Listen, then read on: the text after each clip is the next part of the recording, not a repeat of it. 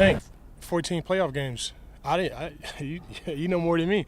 For me, I kind of find relief in the playoffs.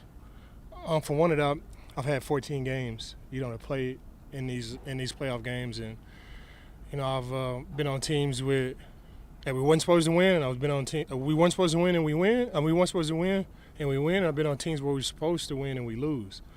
So I just know how important it is, not necessarily the actual game. It's the small moments that lead up into the game. The anxiety is already going to be what it is. The nervousness is going to be whatever it is. And for me, I'm able to just break it down to like truly one day at a time, and not even one day at a time, but one moment at a time. So we just had practice, win practice. We got meetings, do my best in meetings, and that leads up to the game. For me, it kind of increases the confidence and kind of drives down the anxiety. So I'm able to whatever plays that I'm in there, is give the most and play how I play. And a little bit of favor, and a little bit of luck from God, and there you go, Super Bowl MVP. What are your emotions going into facing the Broncos in the playoffs? I had 2 days to really think about it, and it's all love. I can't even start to play that delusion of it's hatred or I can't even start to play that game. That I will put myself so far in a place that's not even close to being reality. That would be it would be hurtful to the way I want to play. I love those guys. I love everything about the Denver Broncos. I pay close attention to the Denver Broncos.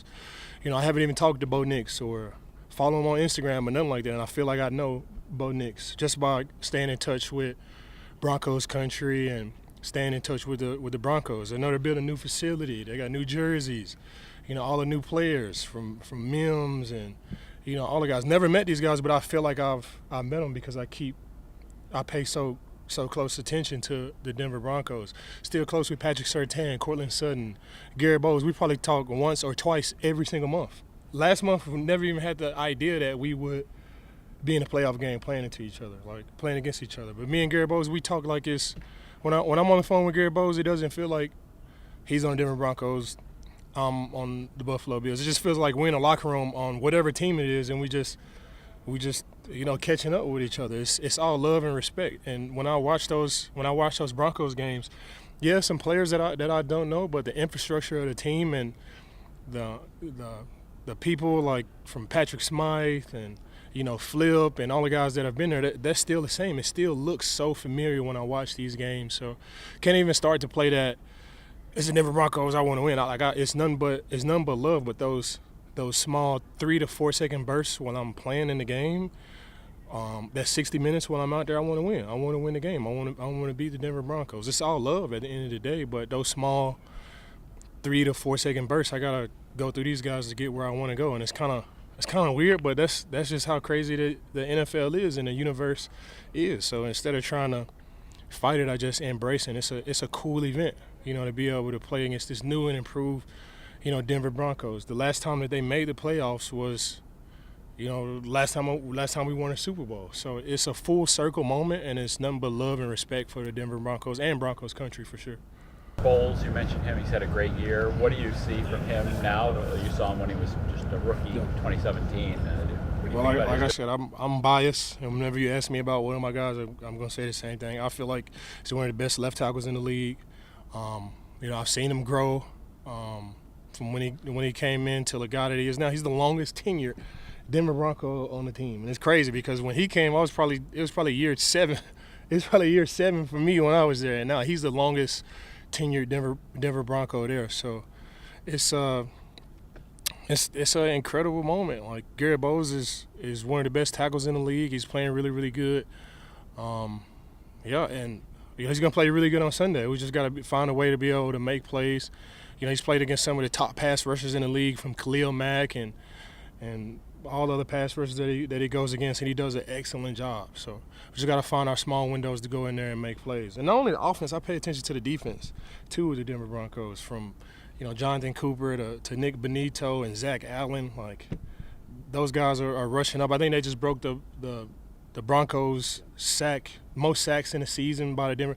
I'm telling you, like I pay close attention to the Denver Broncos. I love the Denver Broncos. It's just those small 3 to 4 second bursts when I'm in the game. I have a job to do and I want to win.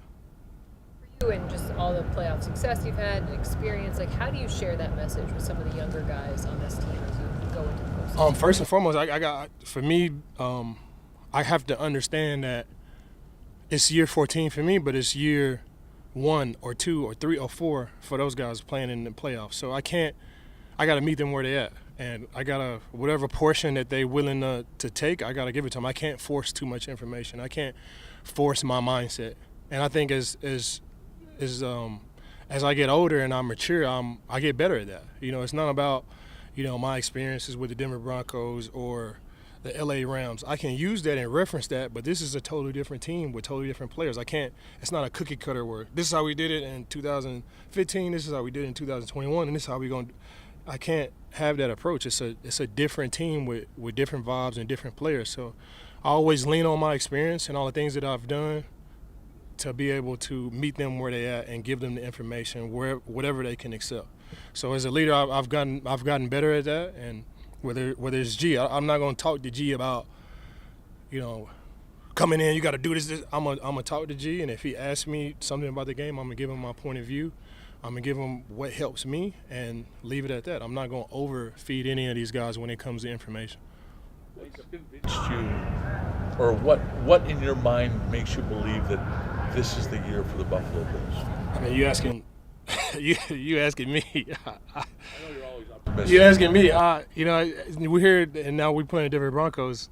Those 6 years that we didn't make the playoffs, I truly felt whether it was Case Keenum, Trevor Siemian, whether it was Paxton Lynch, whether it was Brandon Allen, it didn't matter what quarterback. I felt like we had a chance to go to the Super Bowl. So I'm not the the best to ask because I'm just so optimistic with the guys that I'm with in the game that I play. But reality is, we have a pretty good team, and I don't have to use my optimistic brain to force that. We have a really good team. We have a really good coaching staff.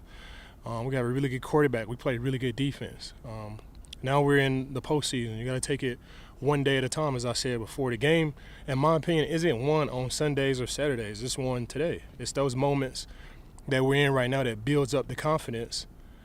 So whenever you play in a game and you hit with high-pressure situations, you're in a comfortable mind state to be able to have make a half-second decision faster than the other guy, or to jump on the ball, or not be nervous, or to jump the snap count, or not jump the snap count, or be stronger in the run. You're able to think clearly because you've played the game 40, 50, maybe 60 times leading up into the actual game. And it's easier for me to do that in the postseason compared to the regular season because you have 18 weeks of different variables. Now it's just 1 week, and like I said before, you break it down to one day and just small moments within that day. Take the Bills. You've played 7 blowout games where some of the starters haven't had to play a lot in the fourth quarter, and then you got the rest against New England. Just how do you feel for a week? I'm rested. 19 of the season. Me personally, I'm rested. And I played 3 snaps versus the New England Patriots, and the week before I played 14 snaps. And most of these snaps are pass rushing situations where it's me delivering, the contact, not somebody else running against me or making tackles. If I have 4 tackles in a game, it's probably 3 sacks and 1 tackle for loss. So, I'm not a whole lot of pressure on my body, and it's just a testament to the type of guys that we have here and the rotation that we have. And I'm fresh and I'm ready to go. I'm ready to go out there and play as much as I need to play or as little as I need to play to get the win. Whether it was after wins or losses during the regular season, we heard Sean and you guys in the locker room say it came down to the trenches. It came down to up front. How much of is it that simple in the playoffs that it just comes down to who wins up front? Yeah, I'm not giving any, betting advice. I'm not, especially not talking about this game, but just football in general. Like a clear indicator, a really good indicator of who's going to win the game is the offensive line, defensive line combination. Like, especially when you start the game, because some offensive lines or some defensive lines are expected to win those matchups, and then you watch the game and it's a little soft here and it's a little soft there, it's a little firm here, it's a little firm there. But the clear indicator of who's going to win the game is the offensive line, defensive line combination. And we have one of the best offensive lines here in this league. It's a little tougher to decide this week versus the Denver Broncos because they have a really good offensive line and a really good defensive line as well.